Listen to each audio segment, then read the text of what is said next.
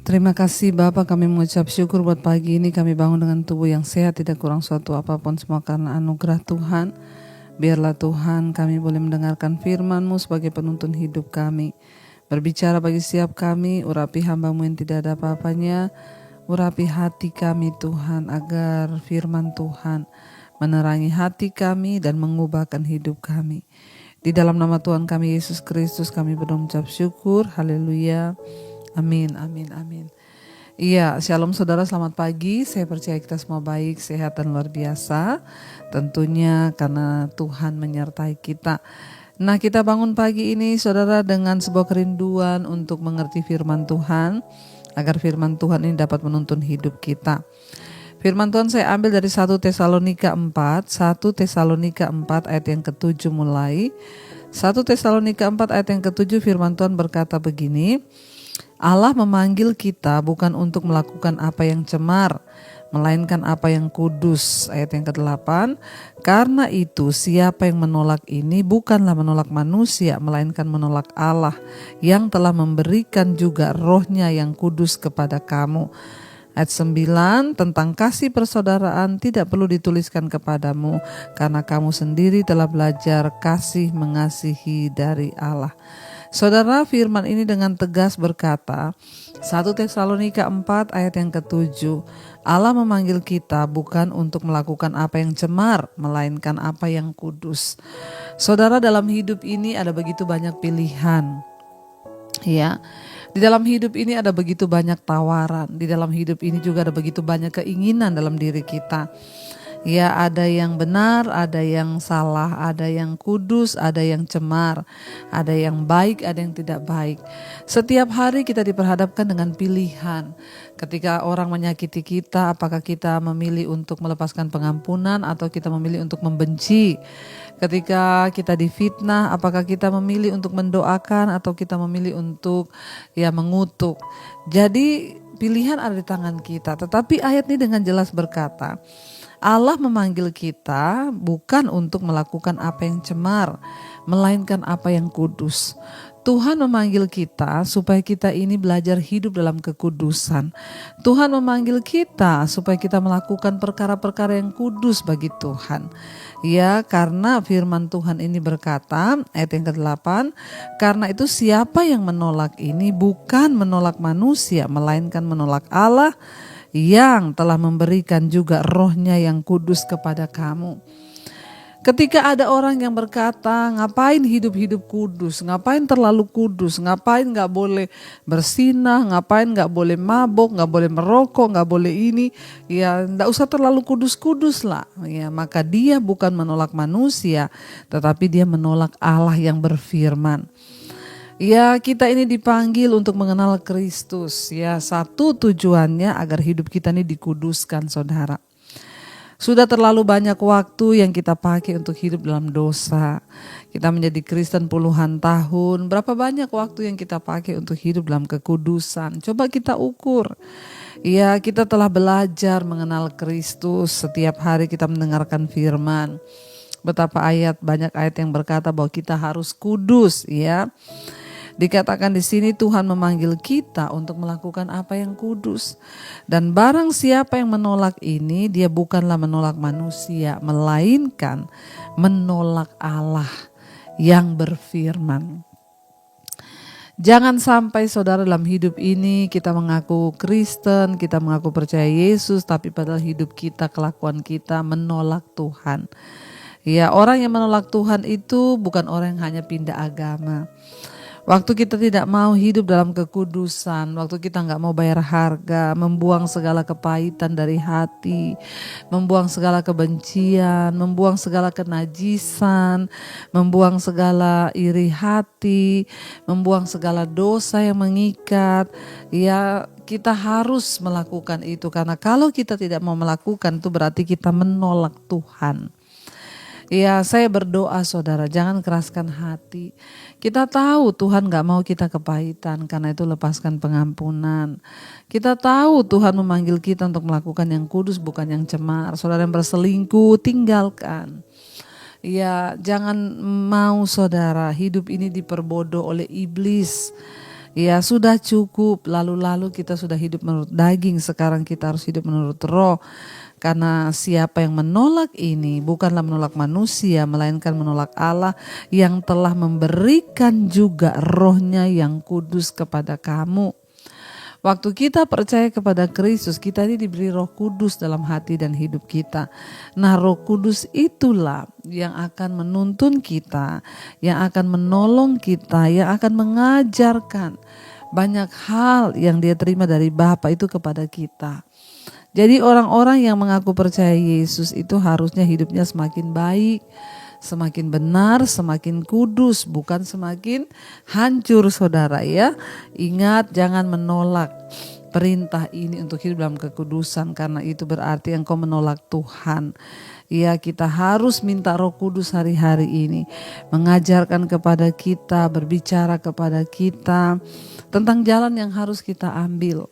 Ya, pilihlah hanya yang terbaik, pilihlah hanya apa yang Tuhan mau untuk kita lakukan. Kalau hari ini engkau masih punya kepahitan, bilang Tuhan, aku mau lepaskan pengampunan. Aku mau melakukan yang kudus, bukan yang cemar. Karena ada banyak pencemaran secara rohani juga, saudara. Amarah, kepahitan, kebencian, itu adalah pencemaran rohani. Jangan biarkan kita melakukan apa yang cemar, tapi biar kita melakukan apa yang kudus di mata Tuhan. Saya berdoa di tempat saudara bekerja, saudara hidup dalam kekudusan menjadi contoh.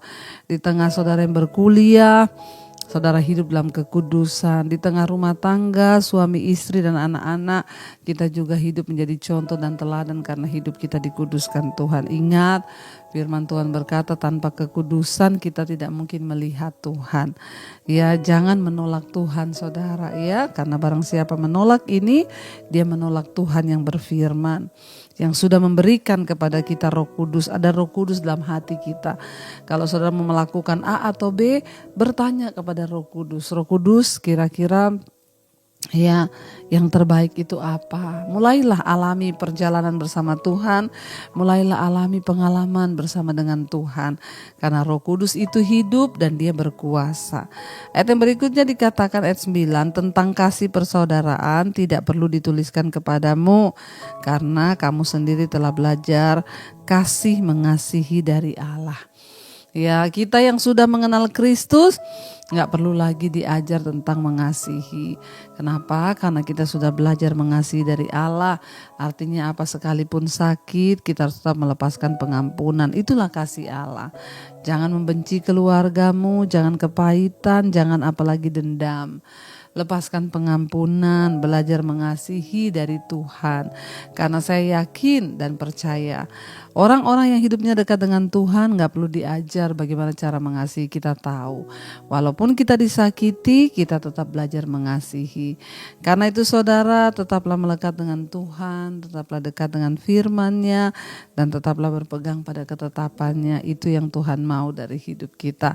Baik, kita akan merenungkan firman ini, saudara. Kita mau tundukkan kepala. Terima kasih Bapa, Engkau memanggil kami untuk melakukan apa yang kudus, bukan apa yang cemar. Karena itu Tuhan, bawa kami mengerti dan bawa kami berubah. Engkau Tuhan yang kudus, karena itu kami juga harus kudus di hadapan Tuhan. Bawa segenap hidup kami Tuhan untuk dikuduskan. Bawa hati dan pikiran kami dikuduskan di dalam Engkau Bapa. Ajar kami melakukan apa yang kudus Tuhan. Kudus, kuduslah, kuduslah Tuhan, Allah semesta alam. Kudus, kuduslah, kuduslah Tuhan. Surga bumi menyembah-Mu, menyembah. Kudus, kuduslah, kuduslah, kuduslah Tuhan, Allah semesta alam. Kudus, kuduslah,